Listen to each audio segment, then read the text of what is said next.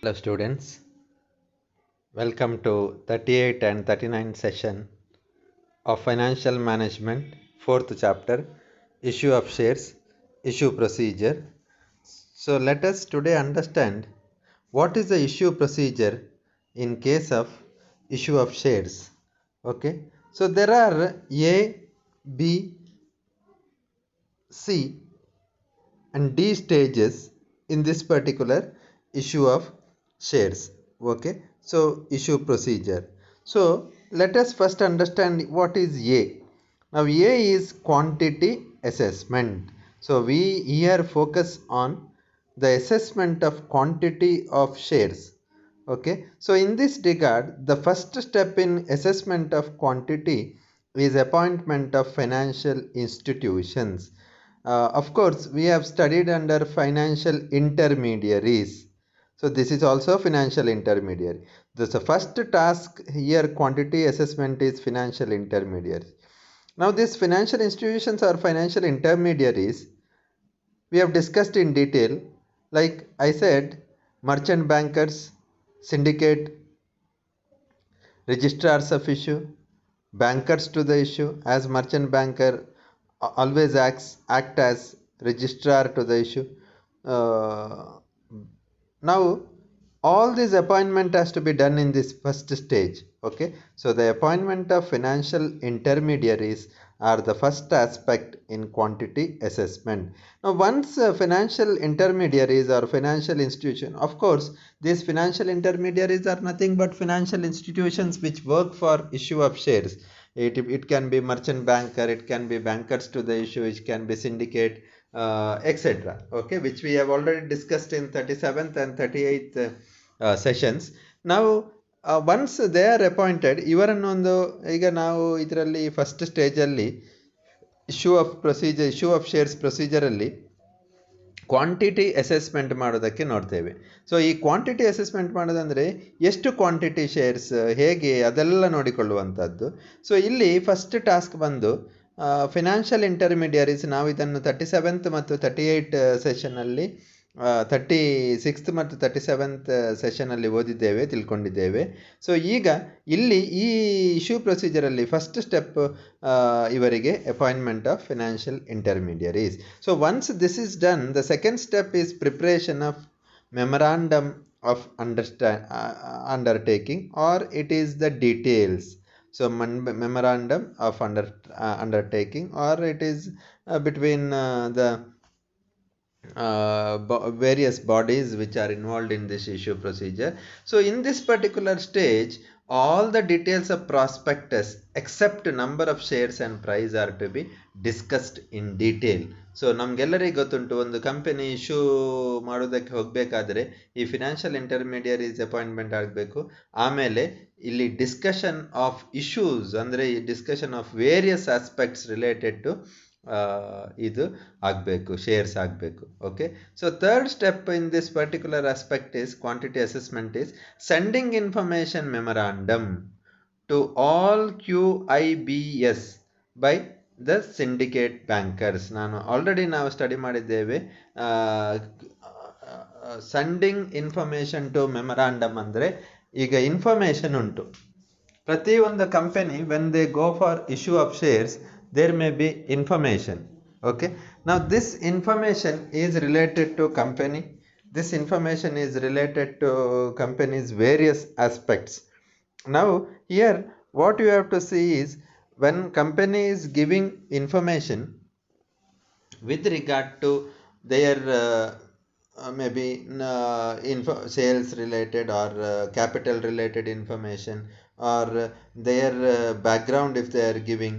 So in this particular case, company has to be very crucial, or company has to understand what has to be done here with regard to information sharing. Now ಇಲ್ಲಿ QIBS ಅಂತ ಉಂಟು. QIBS is nothing but qualified institutional buyers. Okay, so qualified institutional buyers for shares ಅಂತ ಬರ್ತದೆ. So ಈಗ ನಾವು for example ಈ qualified institutional buyer ಅಂದರೆ investor in a public issue, okay, an anchor investor ಅಂದರೆ ಅವರು making an application for value of 10 crores or more. ಈಗ ಒಂದು ಕಂಪನಿ ಇಶ್ಯೂ ಶೇರ್ ಮಾಡಿದರೆ ಅಲ್ಲಿ ಒಬ್ಬ ಅಪ್ಲಿಕೇಶನ್ 10 crores ಆರ್ ಮೋರ್ ಮಾಡಿದರೆ ಅವರಿಗೆ ನಾವು qualified institutional buyers of shares ಅಂತ ಹೇಳ್ತೇವೆ. ನಾವೀಗ ಇದು most of the time institutions ಇರ್ತದೆ ನೋಡಿ. ಈಗ ಒಂದು ಕಂಪನಿ IPO ಮಾಡುವುದು ಬುಕ್ ಬಿಲ್ಡಿಂಗ್ ಪ್ರೋಸೆಸ್ಸಲ್ಲಿ ಅಂತ ಇದ್ದರೆ, ಅಥವಾ ಕಂಪನಿ ಇಶ್ಯೂ ಆಫ್ ಶೇರ್ಸ್ ಹೋಗುವಾಗ ಅಲ್ಲಿ ದೊಡ್ಡ ಮಟ್ಟಿನ ಶೇರ್ಸ್ ಪರ್ಚೇಸ್ ಮಾಡಲಿಕ್ಕೆ ಇನ್ಸ್ಟಿಟ್ಯೂಷನ್ಸ್ ಬರ್ತವೆ. ಸೊ ಇದನ್ನು ನಾವು ಕ್ವಾಲಿಫೈಡ್ ಇನ್ಸ್ಟಿಟ್ಯೂಷನಲ್ ಬಯರ್ಸ್ ಅಂತ ಹೇಳೋದು. ಈಗ ನಾವು ರಿಟೇಲ್ ಇನ್ವೆಸ್ಟರ್ಸ್ ಈಗ ಶೇರ್ ತೆಗೆದುಕೊಳ್ಳೋದು ಮೇ ಬಿ 10 ಇರ್ಬೋದು, 100 ಇರ್ಬೋದು, 200 ಇರ್ಬೋದು, 1,000 ಹೈಯೆಸ್ಟ್ ಇರ್ಬೋದು. ಆದರೂ ಇವರು ನೋಡಿ 10 crores ಮೊತ್ತದ ಶೇರ್ಸನ್ನು ತೆಗೆದುಕೊಳ್ತಾರೆ. ಸೊ ಇವರಿಗೆ ಇನ್ಫಾರ್ಮೇಷನ್ ಮೆಮೊರಾಂಡಮ್ ಕೊಡಬೇಕು. ಸೊ ಇದು ಫಸ್ಟ್ ಟಾಸ್ಕಲ್ಲಿ ಬರ್ತದೆ. Next, determination of quantity and price band on the basis of information. ನೋಡಿ, ಈಗ ಇನ್ಫಾರ್ಮೇಷನ್ ಕಲೆಕ್ಟ್ ಆಗ್ತದೆ, ಕಂಪನಿಯ ಇನ್ಫಾರ್ಮೇಷನ್ ಉಂಟು, ಇಷ್ಟು ಸೇಲ್ಸ್ ಆಗಿದೆ, ಇಷ್ಟು ಸೇಲ್ಸ್ ಟಾರ್ಗೆಟ್ ಉಂಟು, ಇಷ್ಟು ಎಕ್ಸ್ಪಾನ್ಷನ್ಗೆ ಹಣ ಬೇಕು, ಇಷ್ಟು ಎಂಪ್ಲಾಯೀಸ್ ಇದ್ದಾರೆ, ಹೀಗೆ ಮ್ಯಾನೇಜ್ಮೆಂಟ್, ಇದೆಲ್ಲ ಕಂಪನಿಯ ಇನ್ಫಾರ್ಮೇಷನಲ್ಲಿ ಉಂಟು. ನಾವು on the basis of this they have to determine what it the quantity and the price band. So ಎಷ್ಟು ಶೇರ್ಸ್ ಬೇಕು ಮತ್ತು ಹೇಗೆ ಕಂಪನಿ ಪರ್ಫಾರ್ಮ್ ಮಾಡ್ತಾ ಉಂಟು, ಗುಡ್ ವಿಲ್ ಹೇಗೆ ಕಂಪನಿದು, ಬ್ರ್ಯಾಂಡ್ ಹೇಗೆ, ಇದರೆಲ್ಲ ಮೇಲೆ ಡಿಪೆಂಡ್ ಆಗಿ ಕ್ವಾಂಟಿಟಿ ಮತ್ತು ಪ್ರೈಸ್ ಬ್ಯಾಂಡನ್ನು ಡಿಟರ್ಮಿನೇಷನ್ ಆಗ್ತದೆ. Okay, next the last step under the first aspect quantity assessment is underwriting. ನಾವು ಈ ಇಶ್ಯೂ ಆಫ್ ಶೇರ್ಸಲ್ಲಿ already discussed with regard to underwriting. ಅಂದರೆ ಏನು ಅಂಡರ್ ರೈಟಿಂಗ್ ಅಂತ ನಾವು ಅದರಲ್ಲಿ ಈಗಾಗಲೇ ನಾವು ತಿಳ್ಕೊಂಡಿದ್ದೇವೆ. Underwriting is nothing but company is giving the task of collection of shares or subscription of shares to some parties or institutions who undertake to buy the shares of the company is called as underwriter. So ಇಷ್ಟೆಲ್ಲ 5 aspect ಈ first ಸ್ಟೇಜಲ್ಲಿ quantity ಅಸೆಸ್ಮೆಂಟಲ್ಲಿ ಆಗ್ತದೆ. So ಇನ್ನೊಮ್ಮೆ ನಾನು ಇದನ್ನು ಹೇಳೋದಾದರೆ, appointment of financial intermediaries, preparation of memorandum of information or undertaking, sending information memorandum to qualified institutional buyers by syndicate bankers, syndicate members, ಮತ್ತು determination of quantity and price band, ಮತ್ತು last stage ಬಂದು underwriting ಇದರಲ್ಲಿ ಇರ್ತದೆ. ನಾವು second ಸ್ಟೇಜಿಗೆ ಬರುವ ಈ issue of ಶೇರ್ಸ್ನ, ಇದು pre ಇಶ್ಯೂವಿನ ಮೊದಲ ಸ್ಟೇಜ್ನಲ್ಲಿ ಅಥವಾ ಆ್ಯಕ್ಚುಯಲ್ ಇಶ್ಯೂ ಆಗುವ ಮೊದಲು ಮಾಡುವಂಥ ಸ್ಟೆಪ್ಪನ್ನು ನಾವು ಪ್ರೀ ಇಶ್ಯೂ ಅಂತ ಹೇಳ್ತೇವೆ. ಸೊ ಕ್ವಾಂಟಿಟಿ ಅಸೆಸ್ಮೆಂಟ್ ಫಸ್ಟ್ ಆಗಿ ಅದರ ನಂತರದ stage actual issue of shares ಅಲ್ಲ, ಅದರ ಮೊದಲು ಬರುವಂಥದ್ದು ಪ್ರೀ ಇಶ್ಯೂ ಆಫ್ ಶೇರ್ಸ್. ಅಂದರೆ ಇಶ್ಯೂ ಆಫ್ ಶೇರ್ಸ್ನ ಮುಂಚೆ ನಡೆಯುವುದು ಏನು. ಅದರಲ್ಲಿ first step appointment of other financial intermediaries. ನೋಡಿ, ಈಗ ಮರ್ಚೆಂಟ್ ಬ್ಯಾಂಕರ್ಸ್ ಒಬ್ಬರು ಇದ್ದರೆ ಸಾಕಾಗೋದಿಲ್ಲ, ಅಥವಾ ಒಂದು ಇನ್ಸ್ಟಿಟ್ಯೂಷನ್ ಇದ್ದರೆ ಸಾಕಾಗೋದಿಲ್ಲ. You require other financial institutions also. So ಅವರ ಅಪಾಯಿಂಟ್ಮೆಂಟ್ ನಡೀತದೆ. Applications to the stock exchange. ನೋಡಿ, ಸ್ಟಾಕ್ ಎಕ್ಸ್ಚೇಂಜ್ ಅನ್ನೋದು ಕಂಪನಿ ಇಶ್ಯೂ ಆಫ್ ಶೇರ್ಸ್ ಆದಮೇಲೆ ಲಿಸ್ಟ್ ಮಾಡ್ತದೆ ಕಂಪನಿಯ ಇದನ್ನು ಸ್ಟಾಕ್ ಎಕ್ಸ್ಚೇಂಜಲ್ಲಿ. ಸೊ ಕಂಪನಿಯ ಹೆಸರನ್ನು ಲಿಸ್ಟ್ ಮಾಡಬೇಕಾದ್ರೆ ಅಲ್ಲಿ ಸ್ಟಾಕ್ ಎಕ್ಸ್ಚೇಂಜ್ ಅಲ್ಲಿ ಇನ್ಫಾರ್ಮೇಷನ್ ಕೊಡಬೇಕಾಗ್ತದೆ. ಸೊ ಅಪ್ಲಿಕೇಶನ್ ಮಾಡಬೇಕು ಸ್ಟಾಕ್ ಎಕ್ಸ್ಚೇಂಜಿಗೆ with regard to company. Okay, company application ಕೊಡಬೇಕಾಗ್ತದೆ ಸ್ಟಾಕ್ ಎಕ್ಸ್ಚೇಂಜಿಗೆ, ಹೇಗೆ ಕಂಪನಿ ಸ್ಟಾಕ್ ಎಕ್ಸ್ಚೇಂಜಲ್ಲಿ ಲಿಸ್ಟ್ ಆಗ್ತದೆ ಅಂತ. ಈಗ ಥರ್ಡ್ ಸ್ಟೇಜಲ್ಲಿ preparation of draft red herring prospectus. ನಾನು ಆಲ್ರೆಡಿ ರೆಡ್ ಹೆರಿಂಗ್ ಪ್ರಾಸ್ಪೆಕ್ಟಸ್ ಬಗ್ಗೆ ಮಾತಾಡಿದ್ದೇನೆ ಮುಂಚಿನ ವಿಡಿಯೋದಲ್ಲಿ, 36th 37th ಸೆಷನಲ್ಲಿ. ನಾವು red herring prospectus is the basic are the first prospectus are the information prepared by the company in order to give public with regard to various aspects related to company. ಅಂದರೆ ಒಂದು ಕಂಪನಿಯ ಬಗ್ಗೆ ಈಗ prospectus ಅಂದರೆ ಏನು, ಒಂದು company issue of shares ಮಾಡುವಾಗ ಅದರ ಮೊದಲು ನಡೆಯುವಂಥ ಅಡ್ವರ್ಟೈಸ್ಮೆಂಟ್ ಅಂತ ಹೇಳ್ಬೋದು ಅದನ್ನು. ಅದೊಂದು document which consist of various information related to company. So ಇದರ ಫಸ್ಟ್ ಡ್ರಾಫ್ಟ್ ಅಂದರೆ ಈ ಪ್ರಾಸ್ಪೆಕ್ಟಸ್, ರೆಡ್ ಹೆರಿಂಗ್ ಪ್ರಾಸ್ಪೆಕ್ಟ್ ಅಂದರೆ ಫಸ್ಟ್ ಪ್ರಾಸ್ಪೆಕ್ಟಸ್, ಈ ಡ್ರಾಫ್ಟಿನ ಪ್ರಿಪೇರ್ ಆಗಬೇಕು. ಇದರಲ್ಲಿ number of shares mention but price band is not mentioned. So ಇಲ್ಲಿ ನಂಬರ್ ಆಫ್ ಶೇರ್ಸ್ ಮೆನ್ಷನ್ ಆಗಿರ್ತದೆ ಈ ರೆಡ್ ಹೆರಿಂಗ್ ಪ್ರಾಸ್ಪೆಕ್ಟಸ್ ಅಲ್ಲಿ. ಮತ್ತು filing the documents with SEBI. ನಿಮ್ಗೆಲ್ಲರಿಗೂ ಗೊತ್ತುಂಟು, securities exchange board of India is a prime authority with regard to shares. ಯಾವುದೇ ಕಂಪನಿಯ ಯಾವುದೇ ಶೇರ್ಸ್ನ ಬಗ್ಗೆ ಮಾಹಿತಿ ಅಥವಾ ಅವರು ಲಿಸ್ಟಿಂಗ್ ಮಾಡ್ತಾರೆ ಅಥವಾ ಏನಾದರೂ ಶೇರ್ಸ್ನ ಬಗ್ಗೆ ಯಾವುದೇ ಕಂಪನಿಯ ಇಂಡಿಯಾದಲ್ಲಿ, ಭಾರತದಲ್ಲಿ ಸೆಬಿ ಅಲ್ಟಿಮೇಟ್ ಅಥಾರಿಟಿ. ಓಕೆ, ಅವರು ಯಾವ ಕಂಪನಿಯನ್ನು ಮಾನಿಟರ್ ರೆಗ್ಯುಲೇಟ್ ಮಾಡ್ತಾರೆ, ಸ್ಟಾಕ್ ಎಕ್ಸ್ಚೇಂಜನ್ನು. ಸೊ ಅವರಿಗೆ ಕಂಪನಿ ಡಾಕ್ಯುಮೆಂಟನ್ನು ಕೊಡಬೇಕಾಗ್ತದೆ with regard to issue of shares. Then information to the registrar of company. Now in company law you discuss about registrar of company, what is his role. Of course registrar of company is again a major body with related to company's management, especially when it is a joint stock company. Registrar of company is one of the primary authority or prime authority with regard to complete management of the company or complete overall supervision, we can say, of all the companies in India. Registrar is the ultimate body. So they have to, company has to give information to this registrar of companies. Okay, next is agreement with the depositories. Now depository is the institutions which deals with the company securities. Now company cannot directly deal with the securities, it has to come through depositories. ಡಿಪಾಸಿಟ್ರಿ, ಈಗ ನಾವು ಕೂಡ share ಮಾಡುವಾಗ ಅಲ್ಲ, ಶೇರಲ್ಲಿ trade ಮಾಡುವಾಗ ನಮ್ಮ complete share information ಅಥವಾ shares ಹೋಗುವಂಥದ್ದು ಈ depository through. So depository is very important. So depository ಈಗ ಅಗ್ರಿಮೆಂಟ್ ಮಾಡಬೇಕು ಅವರು, ಕಂಪನಿಯವರು. ಆಮೇಲೆ appointment of advertisement agency also. ಈಗ ಕಂಪನಿ ಇಶ್ಯೂ ಆಫ್ ಶೇರ್ಸ್ ಮಾಡುವಾಗ it is for public. How does public come to know about companies issue of shares? ಹೇಗೆ ಪಬ್ಲಿಕ್ಕಿಗೆ ಗೊತ್ತಾಗ್ತದೆ ಕಂಪನಿ ಇಶ್ಯೂ ಮಾಡ್ತಾರೆ? through advertisement. So you have to contact, or company have to contact advertisement agency with regard to this issue of shares. Preparation and filing of final red herring prospectus. ನೋಡಿ, ಈಗ ಮೊದಲು ಅದರ prepare ಮಾಡಬೇಕು, draft ಮಾಡಬೇಕು. ಈಗ ಇಷ್ಟೆಲ್ಲ stage ಆದಮೇಲೆ again they have to prepare and file this final red herring first prospectus. Okay, ಮತ್ತು ಅಪ್ಲಿಕೇಶನ್ ಫಾರ್ಮ್ಸ್. ಆಫ್ ಕೋರ್ಸ್ ಈಗ ಎಲ್ಲ ಆನ್ಲೈನ್ ಮೂಲಕ ನಡೀತದೆ, ಇದು ಡಿಮ್ಯಾಟ್ ಥ್ರೂ. ಬಟ್ ಮುಂಚೆ ಹಾಗಿರಲಿಲ್ಲ, ಮುಂಚೆ ಅಪ್ಲಿಕೇಶನ್ ಅಂತ ಇತ್ತು. ಅಫ್ಕೋರ್ಸ್ ಈಗ ಕೂಡ ಅದು ಬ್ಯಾಂಕ್ನ ಮೂಲಕ ನಡೀತದೆ, ಅಪ್ಲಿಕೇಶನ್ ಕೊಡ್ಬೋದು. ಸೊ ಇಂಥ ಅಪ್ಲಿಕೇಶನ್ ಫಾರ್ಮನ್ನು ಇವರು ಡಿಸ್ಪ್ಯಾಚ್ ಮಾಡಬೇಕು ಕಂಪನಿಯವರು. ಯಾಕಂದರೆ ನಿಮಗೆಲ್ಲರಿಗೂ ಗೊತ್ತುಂಟು, when shares are issue to the public, it is the duty of the company to give an opportunity to apply for the company. So ಇದನ್ನು ಕಂಪನಿ ಮಾಡಬೇಕು ಅಪ್ಲಿಕೇಶನ್. ಅದೇ ರೀತಿ next opening of escrow account. ಈಗ ನಾನು escrow account ಏನಂತ ಹೇಳ್ತೇನೆ ನಿಮಗೆ. ನೋಡಿ, escrow account is an account where funds are held in trust. Okay, well 2 or more parties complete the transaction. So ಇದು funds will be dispersed to the merchant after they fulfil the escrow agreement. So ಹೀಗೆ ಅಂತ ಇರ್ತದೆ. So ಇದೊಂದು